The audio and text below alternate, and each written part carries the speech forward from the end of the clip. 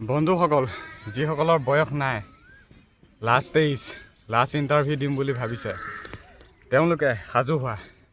ইণ্টাৰভিউৰ বাবে admit card আহি আছে অক্টোবৰ মাহত অসম পুলিচৰ। আৰু যিসকলে ফাৰ্ষ্ট এপ্লাই কৰি ইণ্টাৰভিউ দিম বুলি ভাবি আছে, তেওঁলোকেতো ইমান চিন্তা কৰিব নালাগে।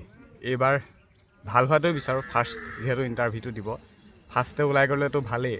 আৰু আজি তাৰিখলৈকে আমাৰ নিচিনাকৈ তেতিয়া ইমান পস্তাই থাকিবলগীয়া নহয়। তথাপিও ফাৰ্ষ্ট এপ্লাই কৰা বা ইণ্টাৰভিউ দিব খোজা সেই কেণ্ডিডেটখিনিৰ লগত যদি ঘপককৈ এইবাৰ হ'ব লগা ইণ্টাৰভিউটোত যদি ৰিজাল্টটো বেয়া হয়, তেওঁলোকে ইমানো চিন্তা কৰিব নালাগে। নেক্সট ভেকেঞ্চি আকৌ আহিব, আকৌ এপ্লাই কৰিব পাৰিব। কিন্তু যিসকলৰ last stage, last chance interview, গতিকে তেওঁলোকে ভালদৰে সাজু হোৱা। সময় হাতত খুব কম আছে। আৰু অক্টোবৰ মাহত এডমিট কাৰ্ড, নৱেম্বৰত ইণ্টাৰভিউ হ'ব, এইটো চিয়'ৰ। মাজত মাত্ৰ 4-5 মাহমান সময় আছে। এইখিনিয়ে সময়।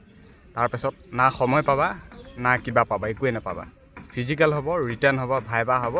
একদম প্ৰচেছ মানে পূৰা ফাষ্ট। আৰু ফাষ্ট মানে ইমানো ফাষ্ট নহয় SSC নিচিনা।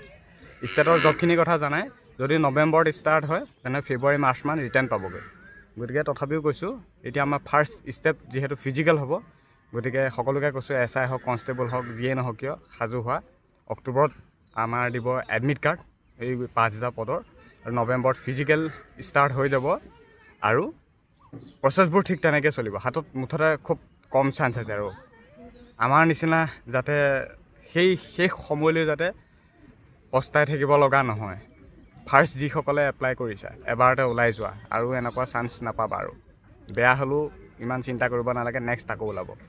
আৰু শেষত ক'লোঁ, যিসকলে লাষ্ট চান্স, লাষ্ট এপ্লাই কৰিছে, তেওঁলোকে 100% দিয়া নিশ্চয় হ'ব।